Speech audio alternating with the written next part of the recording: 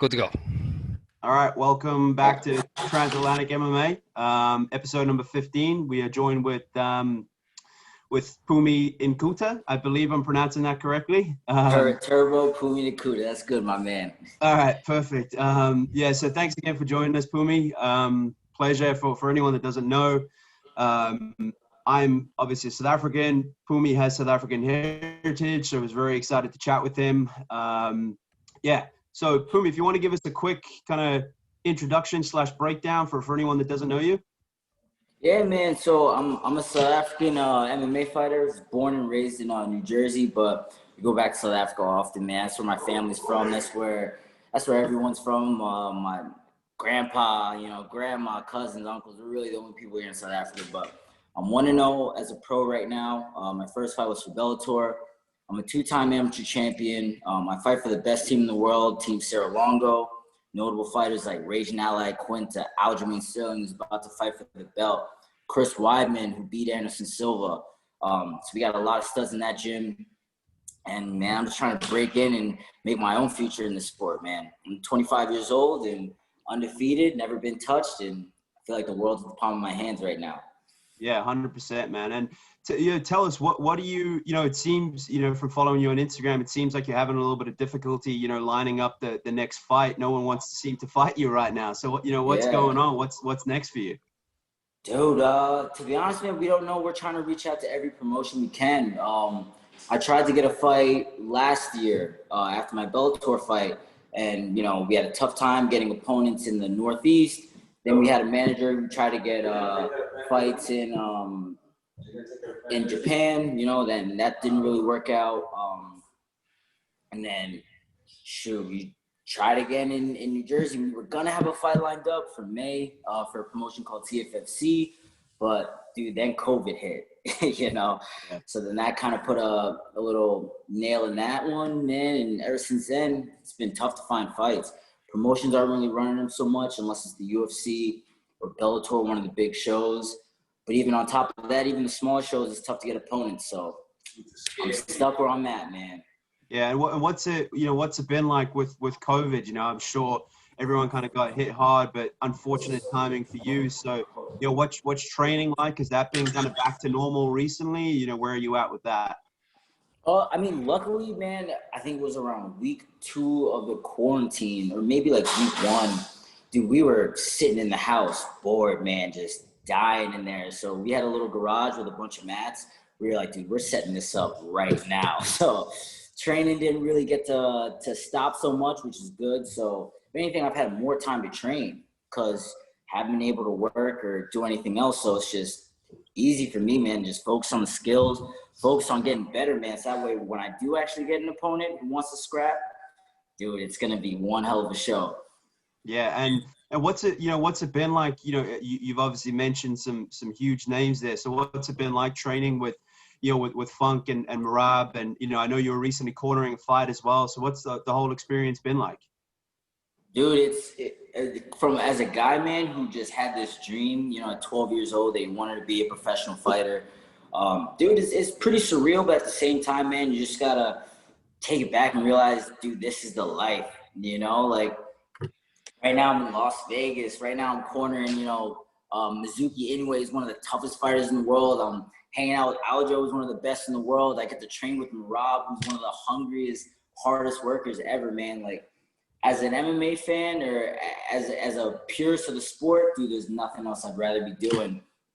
So, dude, I'm just living the life, having fun. I'm helping these guys on their journey. Mizuki just fought last week. She had we thought she won the fight.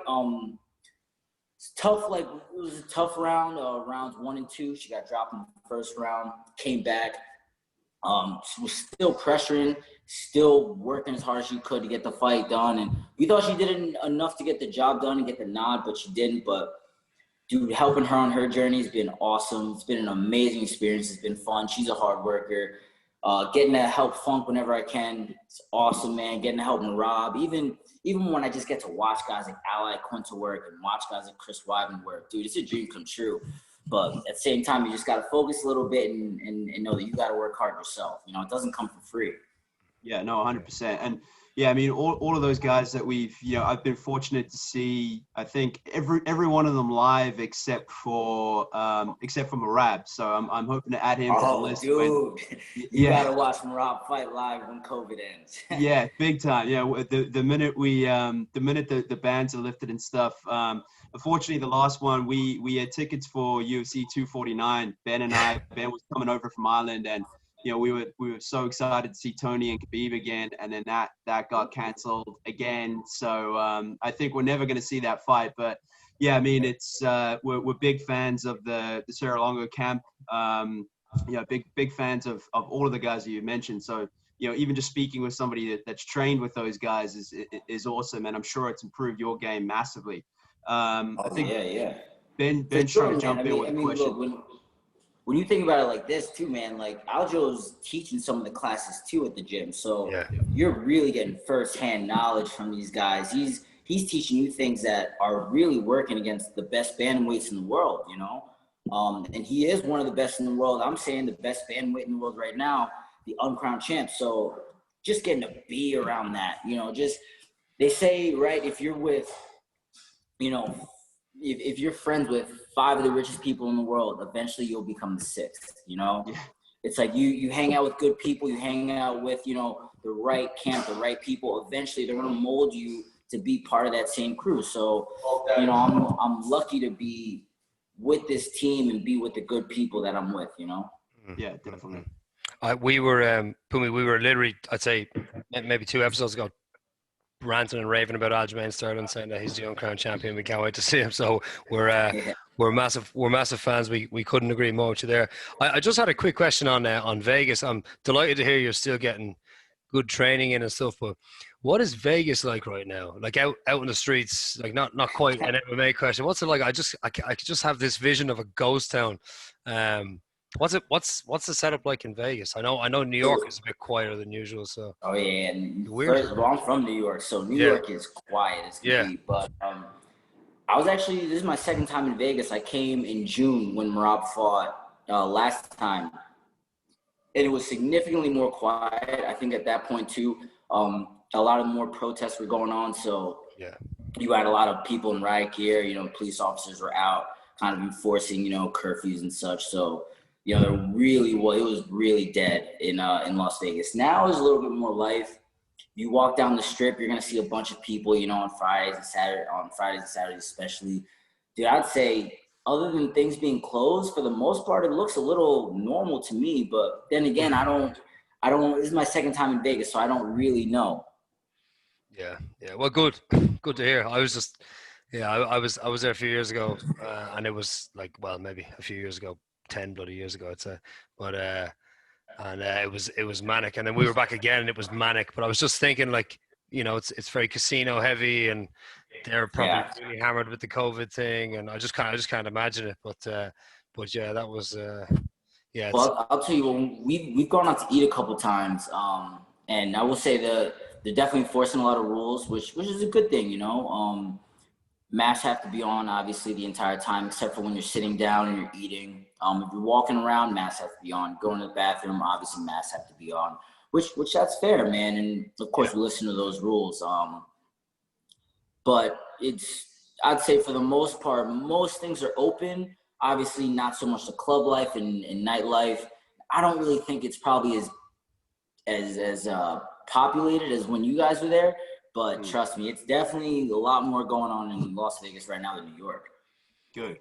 Yeah, that's good to hear. I mean, I unfortunately bad timing, but well, kind of good and bad timing. But I've recently moved out. I was in Long Island City with my wife, and we were like, we're not paying New York City rent anymore. New York City rent during this time, man. Oh, dude, it's killing me living in Long Island right now. Yeah, no, I can imagine. And so how did you kind of get in touch with, with the camp? Did they kind of approach you, or was, I'm sure they were on your radar. So how did that relationship form? Dude, things just happening, man. It really just came to fruition. I'd always been a fan of mixed martial arts, so I'd been following it since I was a kid. And when I was in high school, I made the decision that I was gonna fight professionally. You know, I knew it in my head, I knew it in my mind, I knew I could do this, you know, for a living if I wanted to. So wherever I was gonna go to college, I wanted to make sure I had a gym nearby. First choice actually was to go to Concordia University in Montreal, and I was actually going to train at TriStar. I was a big fan of Georges St. Pierre. I liked Firas Zahabi. I used to watch all their videos, man, growing up.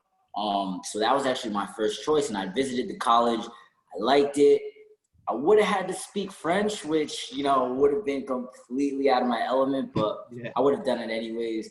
But then, man, I got this letter in the mail. It was like a free application to Hofstra University.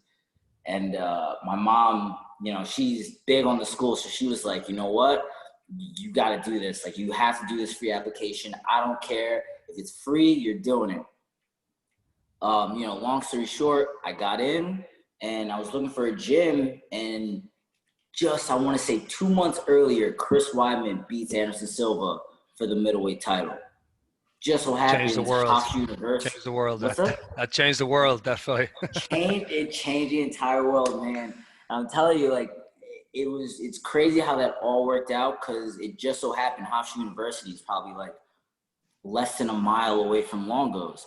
So I didn't have a car at the moment. I wasn't going to take a taxi, or because Uber wasn't big at the time. So I wasn't going to take a taxi to all these different gyms. So I would just walk to Longo's every day, man. And dude, the first day they treated me so well. Ray Longo drove me back in the car because he didn't want me walking home at night. Dude, like, you know what I mean? It's a very family-friendly environment, man. And I felt that on my first day. I was like, I got to stay with these guys. They're the best. Yeah, that's awesome to hear, you know, particularly, you know, it's not like they're a small brand or, you know, unknown. So it's great that they look after their fighters like that. And, you know, where did it start for you, Phumi? Like, you know, what age were you when you know, officially kind of dived in, and, you know, what kind of kicked off your interest in MMA? Dude, I was 12 years old, actually, when I probably made the conscious decision. I was like, yeah, I'm going to do this. So I love professional wrestling. I love professional wrestling, but I love the aspect of that one-on-one competition, right? You know, you have some other sports, and I'm not knocking other sports, but let's say, right, if Tom Brady has a bad day, well, as long as his defense is good and Tom Brady scores, you know, a couple points, then his defense can pick up the slack. Tom Brady has a bad day, well, they can just run the ball, and all of a sudden Tom Brady doesn't have to play anymore. Mixed martial arts or professional wrestling, that kind of thing, I love the element of, even on your worst day, you got to be better than the other guy on his best day, you know? So seeing that just kind of opened my eyes completely, man. And being a boxing fan and a professional wrestling fan, I like that element of the sport. And I want to say the first fight I saw was Ken Shamrock versus Tito Ortiz. Oh, nice. And I knew who Ken Shamrock was because I know I saw him in the pro wrestling back in the day. But I was like, is this guy fighting for real right now? Like, I know this isn't, he's not doing suplexes and all this stuff. He's actually hitting somebody. So, dude, I was hooked, man. I love the technique. And I looked at it as more than just brawling, man. Like, see a lot of people when they look at mixed martial arts, they think of it as human cockfighting. Like, it's just people brawling in a cage. Dude, when I saw Tito Ortiz take him down, I wasn't, like, cheering for the violence. I was like, whoa, how did he get him to the mat? Yeah. And then Ken Shamrock would try and get back up, and I'm like, all right, well, how did he get back up? So it almost kind of becomes this whole, you're trying to figure it out and understand the technical aspects of the game. And that's what really got me hooked, man, because I think, man, to be the best in the sport, you really have to be a smart guy, you know? I think it's very difficult to chain together all the moves and to be as much of a full tilt mixed martial artist as you possibly can without being an intelligent individual. I think it's pretty hard to do that. So that got me really hooked, man. And I was thinking these things at 12 years old. So I saw that, man. I was like, we're running with it. I'm taking this all the way to the moon, man, you know? Well, it sounds like a good decision so far. And that is your background, right? It's kickboxing and wrestling? Yeah, kickboxing and wrestling. I started kickboxing when I was 12. I did a little bit of jiu-jitsu for like a month or two in between, but then I wrestled in high school and kind of kept that going on for most of my life. Yeah, I mean, if you look at the current champions, at least in the UFC, that's pretty much like the perfect combination. Wrestling heavy, someone that can dump you and can strike. So yeah, I mean that was a good decision as a 12-year-old. So yeah, nice work on that. And speaking of just something that you mentioned there in terms of the kind of the stigma attached to MMA and what you mentioned there.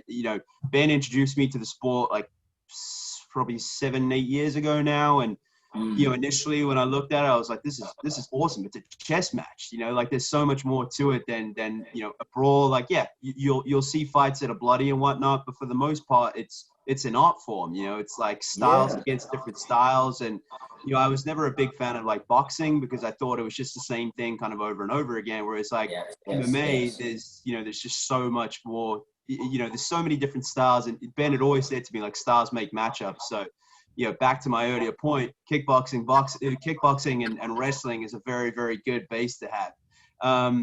And back to, your kind of next fights and stuff. So obviously, you had your kind of professional debut in Bellator. They're back now. Is there any chance of you getting a fight there, or, what's the lay of the land? We're trying everything we can to get a fight anywhere, man. Like, dude, at this point, I'm just talking trash on Instagram. I'm talking trash on Twitter. I'm talking trash on Snapchat. Dude, I'm talking trash in the middle of the street. I just want to get a match going, bro. Phumi, when Neil here gets sorry to cut across you. When Neil here gets a few beers in him, he'll fight anyone. I'll give you 500 quid if you KO him. He's only down the road from. Neil. Sign the contract. We'll get it going.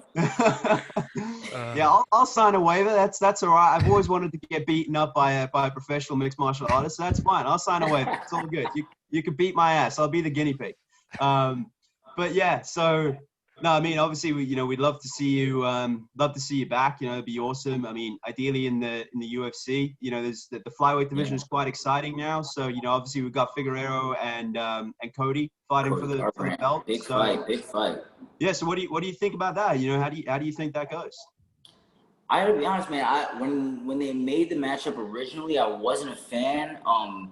Because look, I am a bit of a purist, right? I like to see the number one contender get a shot, right? I like to see the guy who's been scratching and clawing and fighting everyone in the division who's earned the shot. I like to see that guy get the shot. It's like when Conor was doing his thing at 145, he was good, but Frankie Edgar was killing it, and I wanted to see him get the shot at Conor. Yeah. Aljo Sterlings, he's fought 3 people in the top 5. And Peter Yan has fought 0 people in the top 5. I wanted to see Aljo get the belt. So at first when I saw the matchup, man, I wasn't really too much of a fan of it. But look, that's just the way the sport is now. You got to get the eyes on the show, especially in the flyweight division. Some of those guys, they don't really like to talk. They don't really – their fights might not – I mean, I think the fights are exciting, but they just don't really have as much style or sauce on them, at least not compared to me. Right, so it's seeing a fight like Deiveson Figueiredo versus Cody Garbrandt. It's fine that's happening. I think Deiveson Figueiredo is going to KO Garbrandt. I think he's a little bit chinny, and I think cutting that extra 10 pounds might make it even worse for him. Whereas if Deiveson Figueiredo, man, can make weight, he's a dangerous guy for the division. Yeah, big time. He hasn't really been rocked much. He seems like a guy who's willing to take one to give a hard one back. Yeah. So if he can even take Cody's shot a little bit, I don't think Cody can take Deiveson Figueiredo's shot. So I think that's why Figueiredo gets it done pretty fast, actually, round 1. Wow. Okay, that's a bold prediction, and yeah, I don't think I disagree with you on that. I think.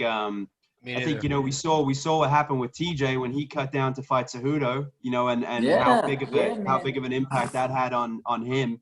So yeah, it's interesting. Cody obviously has that one punch knockout power, but Figueiredo is very, very good. He's looked seriously good. So that's hopefully a potential matchup for you down the line for me. I want to see you go against him. I would love to make that guy just tired and just weak and just beat on him for 5 rounds. I beat Deiveson Figueiredo easy right now. All right. Well, we're looking forward to seeing it. And, going back to your point, about like earning title shots, I can't think of somebody who's earned a title or is more deserving of a title shot than Aljo in the last however many years, Of course. So, give us your breakdown on that. You know, you're obviously training with Aljo, so I'm sure you see him winning, but how do you think it goes? Dude, the same way I was saying round one Figueiredo, I wouldn't be surprised, man, if it's round one Aljamain Sterling, man. Like, I think people just finally saw in the last fight with Cody Sandhagen, yeah. I just think, man, when Aljo gets the fight to the ground, you see it on the training room. He gets people to the ground and there's no getting up. You know, it's almost Damian Maia-esque, except now, man, you see how aggressive he is with the submission. He took Cody Sandhagen's back and boom, just like that. 88 seconds. It was so over. Impressive. So impressive. You know, and it's just one of those things where his wrestling and his jiu-jitsu is so good. In comparison to a guy like Peter Yan, don't get me wrong, his jiu-jitsu might be good, his wrestling might be good, but that fight goes to the ground, he's not getting back up. He just isn't. Whereas you look at a guy like Aljo, right? Peter Yan's stand-up is very good. We know that. He's tough. He's durable. He's you know, from Siberia. He's mentally strong. But, dude, Aljo on the feet was hanging in there with Pedro Munoz, who just gave Frankie Edgar, a former world champion, multiple-time title challenger, a run for his money. You know, he's hung in there tight with so many guys on the feet. I think Aljo on the feet is better than Peter Yan on the mat. And I think the main difference is when that fight gets to the ground, it's over for Peter Yan. Whereas when the fight's on the feet, I still think even Aljo can hammer him with the kicks, hammer him with combinations, beat his legs up, beat his body up. I think Aljo just has too many weapons. I'm saying Aljo gets the job done. If it goes to the mat, he finishes Peter Yan. All right. Well, you heard it here first. I mean, yeah, I agree again. And I think, you know, like Aljo's output is crazy, and he also fights super long for his weight class. You know what I mean? Like he's not like a small bantamweight. You know, he fights long. He's got good reach. You know, he's very good inside and, you know, getting inside and outside of the pocket. So yeah, we're very, very excited for that one. I think Aljo is heading for the stars as well. Once he gets that win and he gets a belt, like the personality, the you know, I've been listening to his interviews for years. He's I just think he's going to explode. He's so marketable, so friendly. He just seems like such a nice guy, but he can also murder you. That's the exact kind of champion he wants. But yeah, he's got one hell of a squeeze when he gets that choke in. But I'll tell you what, definitely. Man, it's something we talk about all the time, man. I mean, we obviously know there's so many opportunities, right, that Aljamain Sterling probably should have gotten by this point. Yep. And the thing that keeps him content is he knows this. Cream always rises to the top. You know, you keep working, you keep grinding. Eventually, dude, you're going to be undeniable. They got to give you the shot. And now he's finally earned it.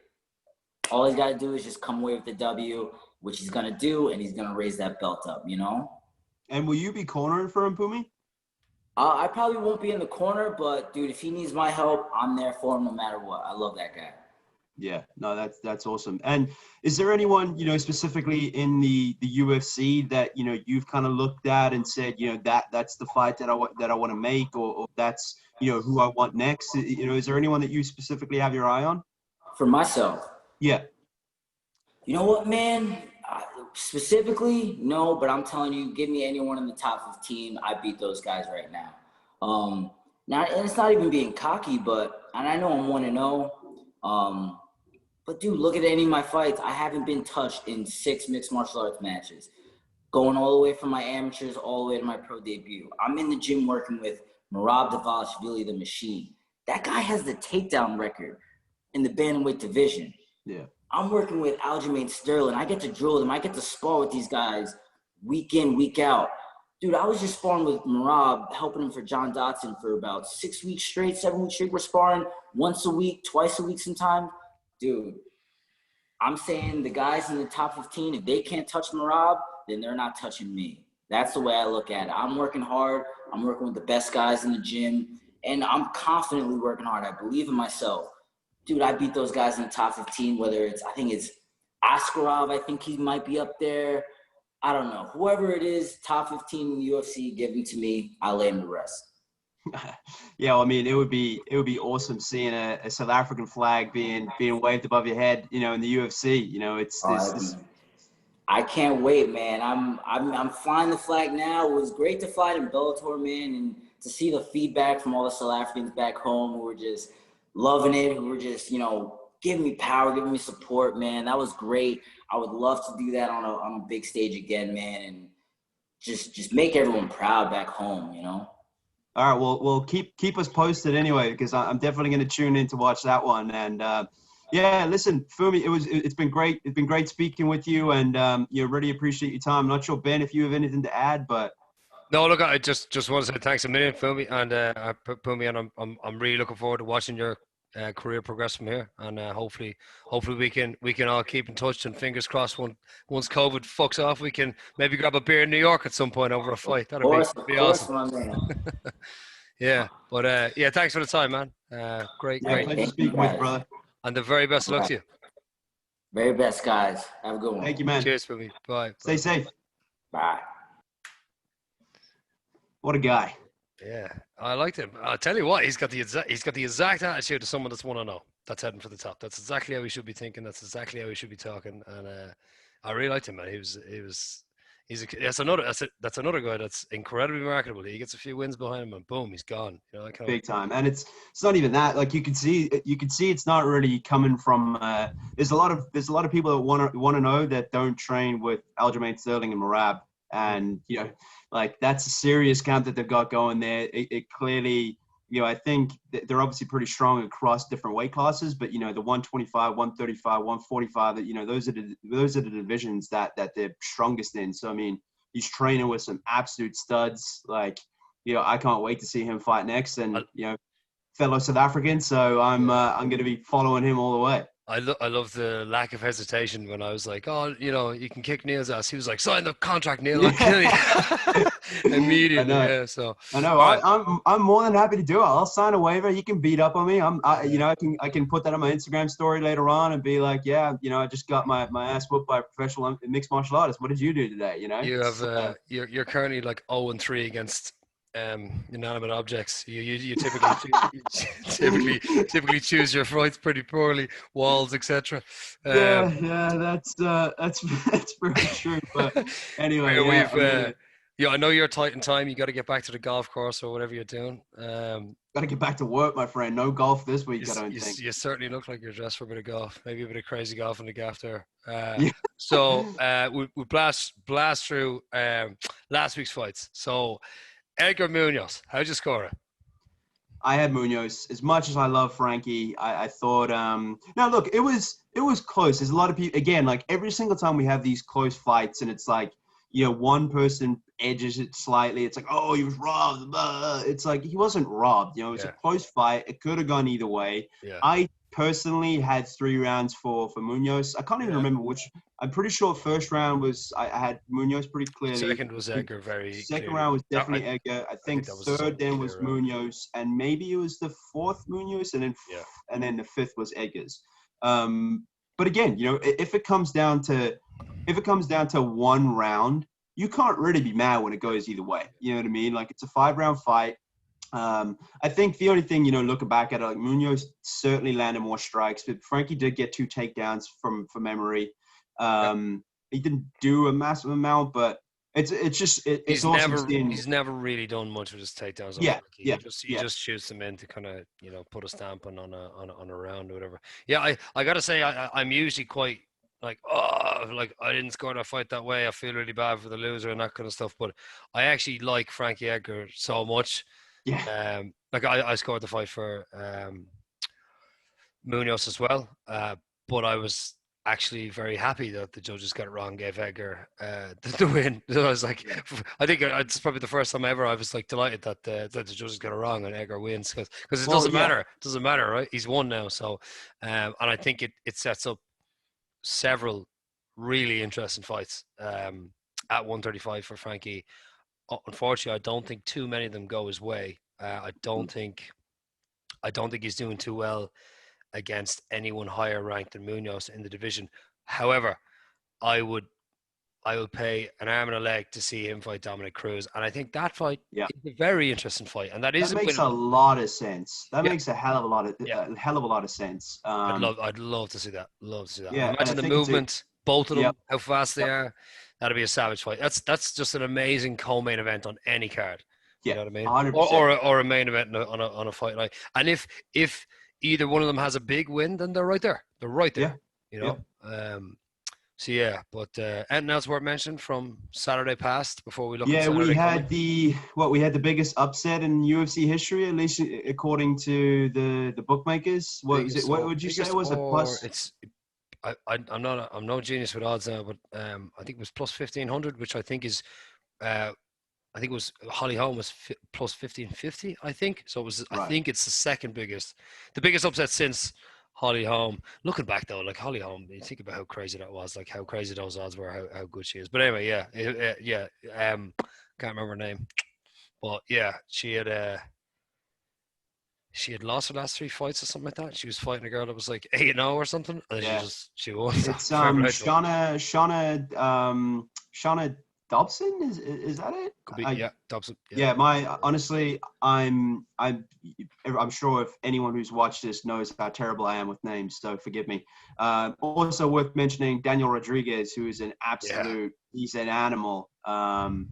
Absolutely love the guy. Like I've actually written for Overtime Heroics, I've written a couple of articles on him now. I picked him both times.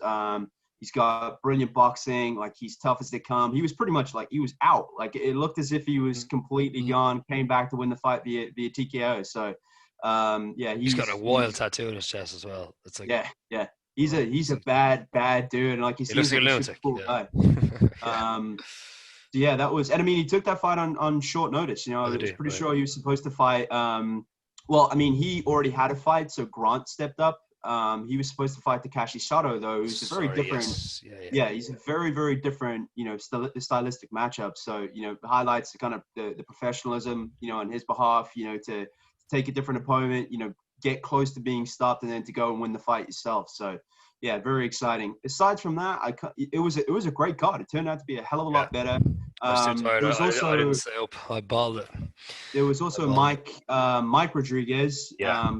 Good weekend for the Rodriguez boys. And he finished Prachnio in the first as well with a big elbow. I think Prachnio will probably be cut now. He's lost 3 in a row, all via first round TKO. As I mentioned previously, he came from 1 and he was on an 8-fight win streak. Mm-hmm. And I think it's worth mentioning because it goes to show you, I think the other organizations have a long way to go before they get to standard. As much as the top competition in one and the top competition in Bellator is exceptionally good, I'm not taking away from that. It's just like, those two are both unranked. They're both unranked, and like I wouldn't want to see Prachnio go up against the top 10. Like that would be murder. The UFC is always kind of, well, not always, right? Pride and Strikeforce were thereabouts until the UFC bought them. But what they've done is essentially they've always monopolized MMA pretty much. Whoever's second or third is a good way away. But it's never been this severe because COVID has driven it home. All these other organizations are screwed, and the UFC has been trucking forward. So like, which isn't necessarily a good thing because a lot of those smaller organizations are the feeder organizations to the UFC. So we may see some negative impacts in a while because of that. But yeah, they've total monopoly over the market at the minute. Cool. Looking forward. There's there's 2 fights that I'm very interested in this Saturday. You wanna dive? Is there anyone we want to begin with before we get into the co-main and main? Anything worth mentioning? Hold on, just let me pull up the. I just want to pull up the card. I'll share with you. Hold up. Share that with me, please. I know that it's a very good card. I'm actually very much looking forward to this. I mean, you've got obviously the rematch between Ankalaev and Kubaleta. So you saw how that ended in the first one, right? Yeah.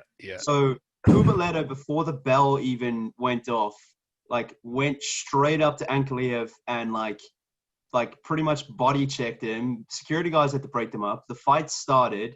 Ankalaev landed like a pretty clean shot, and Kubaleta like wobble, like, but you could see he was like pretending to, like, you know, he was pretty much like, he was just faking it, and the ref stopped it. It was arguably the worst stoppage I've ever seen in my entire life.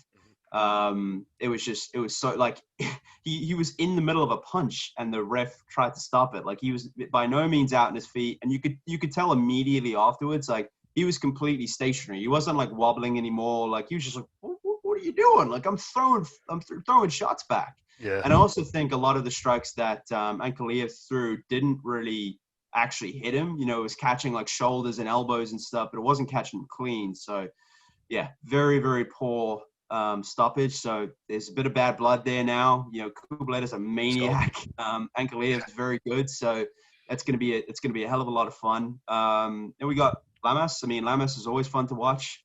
Yeah. So yeah, I mean, this is the co-main. I know I mentioned this to you earlier. Robbie Lawlor, Neil Magny. Obviously, Robbie Lawlor's a 4-time welterweight champion, one of the most violent individuals to ever grace the planet. He has given me like 3 of my top 5 MMA memories of all time, single-handedly. I'm a massive fan of him. He's got a tough fight ahead of him with Neil Magny. Neil Magny. I'm taking over your job this week. Neil Magny staring across the cage from him. I fancied Magny in this fight, but I'm not super confident in that. I think the smaller cage could face or could benefit Robbie Lawlor, I suppose. I fully agree. I think that's a very, very good point. Could also not. It could. Well, I think heavy Magny, but Robbie Lawler's all pressure. Yeah.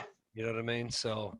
But I mean, Magny is very, very long. So I mean, you would think that a bigger cage is going to suit him, so he can keep it at his range. You know, Robbie obviously does his best work inside the pocket. So, you know, I think yes, it suits him. However, Magny has looked terrific. You know, he's coming off of his win against Ying Lang was, I don't think I'm pronouncing that correctly, but I do it a lot.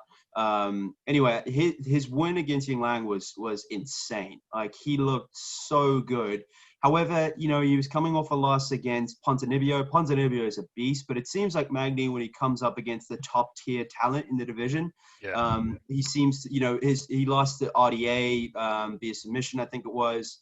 But, you know, he's coming off a big win against Anthony Rocco Martin, who's a very, very, very ballsy competitor. So I think it's a great fight. I think it's a great time for both. Yes. Is Lawlor still top end competition? Yeah. That's the question, I think, in this fight. Yeah. I'm looking forward to finding out the answer.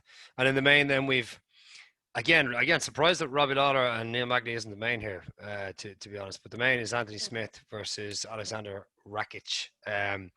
Well, there's a lot of hype behind Rakic. Yeah, there's a lot of hype behind him, and I think that's a bad matchup for Anthony Smith. I like Anthony Smith a lot, and I'm not in any way judging him off of his Teixeira performance, because I think he just fought. You know, he was just very careless in that fight. I don't think he'll do that again. I think he'll take his time. But Rakic's been knocking people dead. You know, he's young. He's also very marketable, like a pretty scary kickboxer. Like, it's going to be a lot of fun, that fight. But I mean, Anthony Smith is as tough as they come. You know, we saw that. He was handing his teeth to the referee against Teixeira. So, you know, he's not going to go away with a fight. So, or, you know, he's not going to walk away from a fight. Sorry. So, I mean, if he keeps his composure, starts slower, and doesn't try to put Rakic away early on, or at least as aggressively early on, I think that could really be a very, very good fight. But yeah, I worry about how much damage he took. Brilliant fight stylistically as well. So the top two there, I'm expecting to be 2 brilliant fights. Yeah. Which I'm definitely going to stay up with this. It's on a little bit earlier too. The main card starts at 2, I think, or 1:30 or something here. So 1:30 a.m. So usually pay-per-views go on till bloody 6 a.m., which is but they're worth it because they're pay-per-views. The cards are always stacked. But the fight nights, sometimes like last weekend, the main card didn't start till 3 a.m. and it was only really Edgar and Munoz that I wanted to see. So I was like, one more thing I wanted to mention on the Lawlor and Magny fight. That's 3 rounds, I'm almost sure, right? Yeah. Yeah, so I think that favors Magny. Lawlor. I think that favors Lawlor. Really? I think Magny needs to get it down. I think he has to get this fight down. I think I don't know.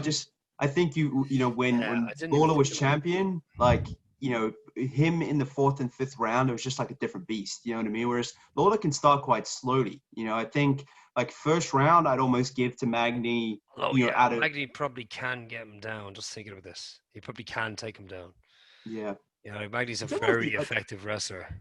I wouldn't say in a straight wrestling match he's the best wrestler, but in MMA he uses his length and very Yeah. well. He's very crafty with his trips. Well, does it? very He's effective. got like he's a welterweight with like an 81-inch reach or something Yeah, like that. he's Absurd. 6'3" or something. Yeah. He's a monster. So Well, interesting. Interesting. He's got like a John Jones type frame, Yep. except he's a welterweight, and he's only like an inch, 2 inches shorter. Like it's insane. So yeah, it's a tough stylistic matchup for Lawler. But if anyone's gonna pull off something, it's gonna be Robbie Lawler. You know, like we will probably be laughing at this in a week's time when Lawler's after knocking Magny dead on the canvas, and you know he's got blood coming out of his mouth and he hasn't even been punched. You know, just typical Robbie Lawler stuff. Screaming, Yeah. nothing that makes any sense. You see Robbie Lawler like just screaming pure violence into the camera, and then you give him an interview and he's like, "Nah, you know, we'll see what happens." So I'm like, what? These two just don't match up. You know what I mean? He's literally the most violent man I think I've ever seen in the cage. And he asked him a question. He's like, "So, whatever. Yeah. Okay." He's just so laissez-faire, you know what I mean? And then when he gets in there, well, can you remember him? Remember after the second Rory McDonald fight, and he was like, "I'm tired of knocking people out," or something like that. Yeah, and then like the post fight press conference, and he's just like, "Yeah, it was a good fight. Yeah, my lip is fine. It's fine. I'll get some stitches, and yeah, I'll be fine." It's like, I think it's like, what happened? That's how you fight championship fights or something like that. Going, yeah, something. It was adrenaline crazy. flowing. Still one of my favorite ever fights. I don't think that's ever going to change. But I'm currently anyway, yeah, this is searching for I'm currently searching for a canvas of that moment at the end of the 4th. Yeah. I think it is. They're just staring at each other. I have a couple of my favorite moments. Anderson Silva kicking Vitor in the face. That I have that immortalized in the cabin downstairs. I wanted to do the same with that moment. I haven't found it yet, but when I do, I'll let you know. I'll drop it over to you. But yeah, that's probably pretty much it, my man. Is it? We're that's it. That's it for now. Yeah. Well, big thanks again to Phumi for coming on. Pleasure speaking with him. You know, I'm very, very excited to see his career unfold. You know, we're both hoping that you get the right kind of call up. I'm sure he deserves at least a shot in. I mean, he's already proven himself in Bellator, so another fight there, or I mean, I would love to see him in the UFC. To my knowledge, I'm not sure if there's ever been a South African in the UFC before. I may be wrong, but I don't think there has. So, that'll be. I'm already a big fan of his. So I mean, if he's flying the flag in the UFC, I'll be an even bigger fan. So yeah, thanks again for coming on. Thanks again for listening in, and we will see you in probably a few days. Actually, probably this weekend. Yep.